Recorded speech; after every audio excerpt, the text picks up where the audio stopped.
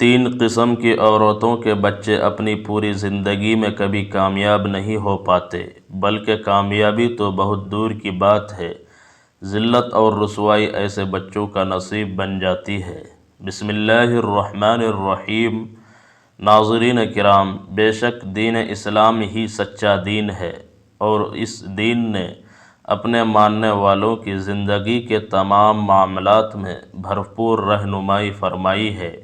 دین اسلام نے جہاں لوگوں کی آخرت کو سنوارا ہے، وہیں اس دنیا کے معاملات میں بھی بہترین مدد فراہم کی ہے۔ ایک مرتبہ کا واقعہ ہے کہ ایک عورت روتی ہوئی حضرت امام جعفر صادق رضی اللہ تعالی عنہ کے پاس حاضر ہوئی اور اپنی پریشانی سنانے لگی کہ میری اولاد جوان ہے، میرا بیٹا اور میری بیٹی دونوں ہی جوان ہے، لیکن بیٹا دن بھر برے لوگوں کی محفل میں بیٹھتا ہے، جبکہ جوان بیٹی انتہائی ضدی اور ہٹ دھرم ہے۔ وہ بات بے بات جھگڑا کرتی ہے اور گھر کا کوئی کام نہیں کرتی، بلکہ سارا دن محلے کی عورتوں کی مخبری کرتی رہتی ہے۔ جب میں اسے سمجھاتی ہوں تو وہ سمجھنے کے بجائے مجھ سے لڑتی ہے اور مجھے برے برے القابات سے نوازتی ہے۔ دوسری طرف میرے بیٹے نے میرا جینا محال کر رکھا ہے، وہ کوئی کام کاج نہیں کرتا، بلکہ الٹا مجھ سے نئی نئی فرمائشیں کرتا ہے کہ مجھے فلاں چیز لا دو۔ الغرض میں اپنے دونوں بچوں سے بے حد پریشان اور خوف زدہ ہوں۔ کوئی شریف خاندان میرے بچوں سے رشتہ کرنے کے لیے تیار نہیں ہے۔ اب آپ مجھے بتائیے کہ میں کیا کروں کہ میرے بچے راہ راست پر آ جائے اور ان کے اچھے رشتے بھی ہو جائے۔ امام جعفر صادق رضی اللہ تعالی عنہ نے اس عورت کی پوری بات سنی اور فرمایا، اے عورت، یاد رکھو کہ تین قسم کی عورتوں کے بچے اپنی پوری زندگی میں کبھی کامیاب نہیں ہوتے۔ ایسی عورتیں جنہوں نے اپنی جوانی میں یہ تین کام کیے ہو تو ان کے بچوں کو ان کے برے کاموں کی سزا اس طرح سے ملتی ہے کہ ان کے لیے ہمیشہ کی ذلت اور رسوائی لکھ دی جاتی ہے۔ ایسی عورتوں کے بچے جس کام میں بھی ہاتھ ڈالتے ہیں، ناکامی ان کا مقدر بن جاتی ہے۔ حضرت امام جعفر صادق رضی اللہ تعالی عنہ نے فرمایا کہ میں تمہیں اس کا حل بھی بتاؤں گا، لیکن پہلے یہ جان لو کہ وہ تین کام ایسے ہیں کہ جن کو کرنے والی عورتیں خود تو اپنی زندگی تباہ و برباد کر لیتی ہے، مگر اپنے ساتھ ساتھ اپنے بچوں کی بدحالی اور ذلت کا سبب بھی بنتی ہے۔ یہ تین کام انتہائی خطرناک ہے، لیکن عورتیں بڑے شوق سے یہ کام کرتی ہے، لہٰذا ایسی عورتوں سے جنت پناہ مانگتی ہے، اور ایسی عورتوں کا ٹھکانہ ہمیشہ کے لیے جہنم اور رسوائی بن جاتا ہے۔ وہ اس دنیا میں بھی رسوا ہوتی ہے اور آخرت میں بھی رسوا ہوگی۔ ناظرین کرام، حضرت امام جعفر صادق نے فرمایا کہ پہلی ایسی عورت ہے جو دوسروں کے لیے جادو ٹونے کرواتی پھرتی ہے، جو اپنے ذرا ذرا سے فائدے کے لیے دوسروں کی زندگی خراب کرنے پر تل جاتی ہے اور جادوگروں کے پاس جاتی ہے، دوسروں پر جادو کرواتی ہے، تو ایسی عورت خود بھی اور اس کے بچے بھی ہمیشہ کے لیے ذلت اور رسوائی کی دلدل میں دھنس جاتے ہیں۔ جادو ٹونا کس طرح سے انسانوں کی زندگیوں کو تباہ و برباد کر دیتا ہے، یہاں آپ کو ایک عورت کا سچا واقعہ بتاتے ہیں کہ کیسے اس نے اپنی سوکن پر جادو کروایا اور پھر اللہ نے اسے اور اس کے ساتھ تعاون کرنے والوں کو کیسی سزا دی۔ اپنی سچی کہانی سنانے والی خاتون کہتی ہے کہ میں ایک اسکول کی پرنسپل ہوں۔ اللہ نے مجھے مال، حسن طاقت اور اولاد سے نوازا ہے۔ میرے شوہر کا بھی ایک مقام ہے، لیکن جب میرے شوہر نے دوسری شادی کی تو میری زندگی ویران ہو گئی۔ سب لوگ میری سوکن کی دینداری کی تعریف کرتے تھے اور یہی بات مجھے مزید حسد میں ڈال دیتی تھی۔ میں نے دیکھا کہ میرے شوہر بھی اس کی دینداری کی تعریف کرتے ہیں اور کہتے ہیں کہ وہ اللہ کے قریب ہے۔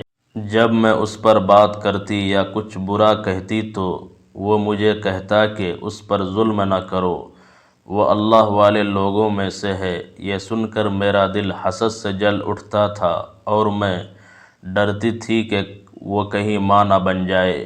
میں نے اپنی ایک کولیگ سے اپنا دل ہلکا کیا تو اس نے مشورہ دیا کہ اس کا حمل بند کروا دو اور اس پر جادو کروا دو تاکہ وہ طلاق لے لے۔ شروع میں نے انکار کیا اور ڈر گئی، تو اس نے کہا کہ جب وہ طلاق لے لے تو اس کے حق میں صدقہ دے دینا اور توبہ کر لینا۔ پھر شیطان میرے دل پر غالب آ گیا اور میں نے ہاں کر دی۔ ہم علاقے کی مشہور جادوگرنی کے پاس گئے۔ میں نے اس سے کہا کہ میں نہیں چاہتی کہ میری سوکن حاملہ ہو اور چاہتی ہوں کہ وہ طلاق لے لے۔ جب میرا دل مزید سیاہ ہوا تو میں نے کہا میں یہ بھی نہیں چاہتی کہ وہ میرے شوہر یا کسی اور سے کبھی ماں بنے۔ جادوگرنی نے کہا مجھے اس کی خوشبو یا کوئی ذاتی چیز چاہیے۔ میں نے اپنی بڑی بیٹی اور ساتھی سے مشورہ کیا۔ ہم نے پلان کیا کہ بیٹی اپنے باپ سے ملنے جائے اور اسے ہمارے گھر کھانے پر بلائے۔ مقصد اس کی کوئی چیز حاصل کرنا تھا۔ چنانچہ بیٹی نے اس کی چادر یعنی اسکارف حاصل کر لیا اور مجھے دے دیا۔ میں نے وہ چادر جادوگرنی کو دے دی تو اس نے کہا کہ اب وہ کبھی ماں نہیں بنے گی۔ اس نے مجھے کچھ چیزیں دی کہ انہیں اس جگہ چھڑکو جہاں سے وہ داخل ہوتی ہے اور کچھ چیزیں کھانے میں ملانے کو دے۔ میں نے اسے اپنے گھر کھانے پر بلایا اور بہت پیار سے کہا کہ ہم سب بہنوں کی طرح ہے، تم آج رات میرے ساتھ کھانا کھاؤ۔ میں نے وہ سحر اس دروازے پر چھڑکا جہاں سے میری سوکن داخل ہونے والی تھی اور دوسرا سحر قہوے میں ملا دیا۔ میں خوشی سے پاگل ہو رہی تھی۔ جب میں نے اسے وہ قہوہ پیتے دیکھا مجھے لگا جیسے میں نے دنیا جیت لی ہو، لیکن مجھے کیا خبر تھی کہ میں نے اپنا دین و دنیا اور آخرت برباد کر لی ہے۔ چند دنوں بعد اسے شدید بلیڈنگ شروع ہو گئی جو 3 ہفتے بلکہ 1 مہینے تک جاری رہی، جس سے اس کی حالت بگڑنے لگی۔ شوہر نے مجھے بتایا کہ وہ نماز میں روتی ہے، واش روم میں روتی ہے اور بعض اوقات رات کو بے ہوش ہو جاتی ہے۔ میں شوہر سے کہتی کہ یہ سب بلیڈنگ کی وجہ سے ہے اور خود کو فکر مند ظاہر کرتی۔ اس کی جسمانی اور ذہنی حالت بگڑتی گئی۔ ڈاکٹروں نے بتایا کہ رحم میں کینسر نما رسولیاں ہے، لہٰذا رحم نکالنا پڑے گا، لیکن اس نے آپریشن سے انکار کر دیا کیونکہ اس نے خواب میں دیکھا کہ ایک کالا کتا اس کے رحم کو چیر رہا ہے۔ خواب کی تعبیر بتانے والی نے کہا کہ تم پر جادو کیا گیا ہے، زیتون کا تیل پیٹ پر لگا کر دم کرو۔ شوہر نے مجھے یہ سب بتایا تو میں نے فوراً کالا علم کرنے والی کو بتایا۔ اس نے کہا کہ اگر اس نے تیل لگایا تو گانٹھیں کھل جائیں گی اور ماں بن جائیں گی، اس لیے پھر سے کھانے میں زہر ملا دو۔ جو عورت میری سوکن کے خوابوں کی تعبیر بتا رہی تھی اسی نے اس پر سحر کیا تھا اور کہا کہ میرے پاس عصر سے پہلے آؤ، پھر اسے فون کرو اور لمبی بات کرو تاکہ عصر کے اذکار کا وقت نکل جائے اور میں اس پر گانٹھیں لگا دوں۔ ایسا ہی ہوا اور اس دوران تعبیر بتانے والی عورت کا گلا بند ہو گیا، وہ بول نہ سکی اور سحر مکمل ہو گیا۔ سوکن دوبارہ تعبیر کے لیے رجوع نہ کر سکی۔ دوسری بار میں نے کھانے میں جادو ملا دیا، جس کے بعد اس کی حالت مزید بگڑ گئی اور شوہر نے مجبوراً اس کا آپریشن کروا دیا جس سے رحم نکال دیا گیا۔ لیکن مجھے غصہ تب آیا جب دیکھا کہ شوہر اس کی حالت پر غمگین ہے۔ اب میں چاہتی تھی کہ وہ طلاق لے لے تاکہ میری جیت مکمل ہو۔ میں نے کولیگ سے مشورہ کیا کہ ہم اس پر جادو کا الزام لگا دیں تاکہ شوہر طلاق دے دے۔ میری بیٹی کی شادی کو 1 سال ہوا تھا۔ ہم نے منصوبہ بنایا کہ شوہر پر بھی جادو کروا دے اور میں وہ عمل گھر کے دروازے کے پاس دفن کر دوں۔ ایسا ہی کیا گیا۔ پھر میں نے شوہر سے کہا کہ خوابوں کی تعبیر بتانے والی نے کہا ہے کہ تم پر جادو ہے اور سوکن نے کیا ہے اور اسے جگہ بھی بتائی۔ شوہر نے درخت کے پاس گڑھا کھودا تو واقعی زہر ملا۔ یہ اس کے لیے صدمہ اور میرے لیے خوشی تھی۔ شوہر نے بیوی کے بھائی کو فون کیا اور کہا تیری بہن کافرہ اور جادوگرنی ہے، وہ مجھ پر حرام ہو گئی۔ اس نے 3 طلاقیں دے دیں اور سفلی جادو کی تصویریں بھی بھیجی۔ میں نے سمجھا کہ میں جیت گئی، لیکن انجام میرے لیے، میری بیٹی کے لیے اور کولیگ کے لیے تباہی تھا۔ اب شوہر کو اس عورت سے طلاق دیے 5 سال ہو گئے، میری بیٹی کو طلاق ہو گئی اور وہ بانجھ ہو گئی۔ اسے ایسا عجیب مرض ہوا کہ انڈے ختم ہو گئے۔ اس کے دماغ پر گہرا اثر ہوا کہ وہ کبھی ماں نہیں بن سکتی۔ اس کے شوہر نے بھی طلاق دے دی، جس کی وجہ سے وہ پاگل ہو گئی اور نفسیاتی علاج لے رہی ہے۔ میری ساتھی کا اکلوتا بیٹا حادثے میں مر گیا اور وہ ذہنی دباؤ کے باعث دماغی ہسپتال میں زیر علاج ہے، یعنی وہ بھی پاگل ہو چکی ہے۔ شوہر کو خواب آتے ہیں کہ اس کا مرحوم والد ناراض ہے اور وہ قرآن کی آیت پڑھتا ہے، جس کا ترجمہ ہے کہ اے ایمان والو، اگر کوئی فاسق تمہارے پاس خبر لائے تو تحقیق کر لو، کہیں کسی قوم کو نادانی میں تکلیف نہ دے بیٹھو، پھر اپنے کیے پر پچھتاتے رہ جاؤ۔ معاملہ یہاں ختم نہ ہوا، مجھے نوکری سے نکال دیا گیا، ایک بہت بڑی بدنامی ہوئی اور سازش کے تحت مجھے تعلیمی شعبے سے نکال کر میری عزت خاک میں ملا دی گئی۔ اس پورے واقعے میں عبرت کا مقام ہے کہ جو دوسروں کی زندگی برباد کرتا ہے، اللہ اس کی اور اس کے بچوں کی دنیا و آخرت برباد کر دیتا ہے۔ جادو حرام ہے اور انجام دنیا میں ذلت، جبکہ آخرت میں جہنم ہے۔ یہیں پر معاملہ نہ رکا، بلکہ میرا سب سے لاڈلا بیٹا چرس کا عادی ہو گیا اور اب وہ نشے کے علاج کے لیے ہسپتال میں داخل ہے۔ رہی میں تو مجھ پر کام کی جگہ پر الزام ثابت ہو چکا ہے، میں بدنام ہو چکی ہوں اور مجھے آج تک سمجھ نہیں آیا یہ سب کیسے ہوا۔ پھر میری طبیعت بگڑنے لگی، چیک اپ کروایا تو پتہ چلا کہ میں دماغ کے کینسر میں مبتلا ہوں اور کینسر ریڑھ کی ہڈی تک پہنچ چکا ہے اور پورے جسم میں پھیل رہا ہے۔ اس بیماری کے بعد میرے شوہر نے دوسری شادی کر لی اور اب وہ مجھے مکمل طور پر بھول چکا ہے۔ میں اب اپنے مرض کے آخری مراحل میں ہوں اور صرف درد کی دواؤں پر زندہ ہوں۔ میں نے سوکن کو بلایا تو میری بہنیں اسے لائے، میں نے اسے سب سچ بتا دیا اور معافی مانگی، یہاں تک کہ پاؤں چومنے کو تیار تھی۔ اس نے روتے ہوئے کچھ الفاظ کہے کہ تو نے مجھے ماں بننے سے محروم کر دیا، میرے دین میں مجھ پر ظلم کیا، مجھے بدنامی اور چھوٹے جادو کے الزام میں نکالا۔ آج نہ میرے پاس بچے ہیں نہ شوہر، صرف تیرے ظلم کی وجہ سے۔ اللہ تجھ پر اپنی رحمت حرام کرے، اللہ تجھ پر اپنی رحمت حرام کرے، اللہ تجھ پر اپنی رحمت حرام کرے۔ محترم ناظرین، یہ 100% سچا واقعہ ہے اور سبق ہے ہر اس دل کے لیے جو حسد، جادو یا ظلم کے راستے پر ہے، اس کا انجام ہمیشہ بربادی ہے۔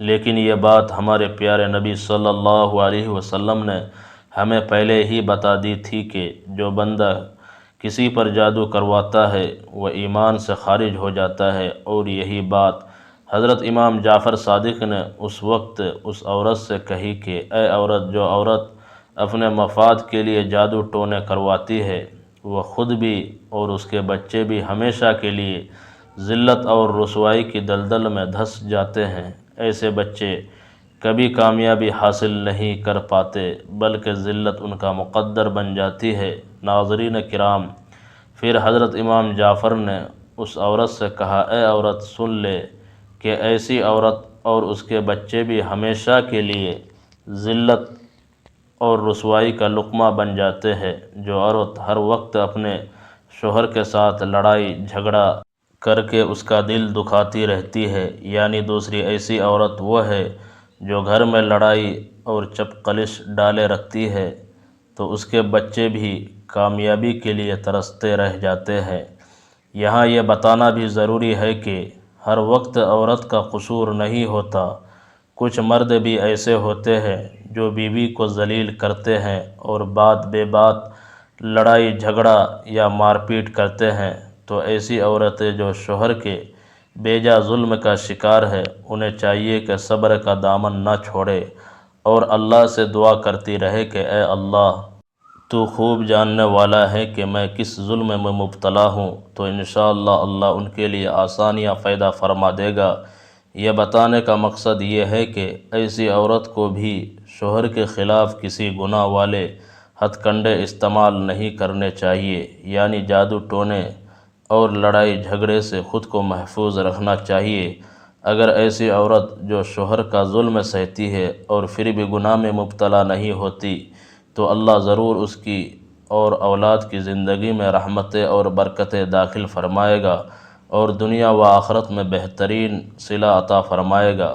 حضرت امام جعفر صادق رضی اللہ تعالیٰ عنہ نے فرمایا، اے خاتون، تیسری ایسی عورت وہ ہے جو غیر مردوں کے درمیان بے پردہ گھومتی پھرتی ہے اور ذرا بھی پردے کا خیال نہیں کرتی، جو غیر محرم مردوں کو جانے انجانے میں لبھاتی پھرتی ہے، خوشبو لگا کر بازار جاتی ہے اور بے وجہ غیر مردوں کو گھر میں داخل کر لیتی ہے، تو ایسی عورت خود بھی اور اس کے بچے بھی اس دنیا میں بھی ذلت و رسوائی کا سامنا کرتے ہیں اور آخرت میں ان کا ٹھکانہ جہنم ہوگا۔ دور جاہلیت میں جب بے حیائی عروج پر تھی تو حضور صلی اللہ علیہ وسلم نے اسلام کی روشن تعلیمات سے اس کا قلع قمع کیا اور مرد و زن کے باہمی اختلاط پر پابندی لگائی، لیکن سوچے کہ کیا ہم آج بھی کہیں دور جاہلیت میں تو مبتلا نہیں؟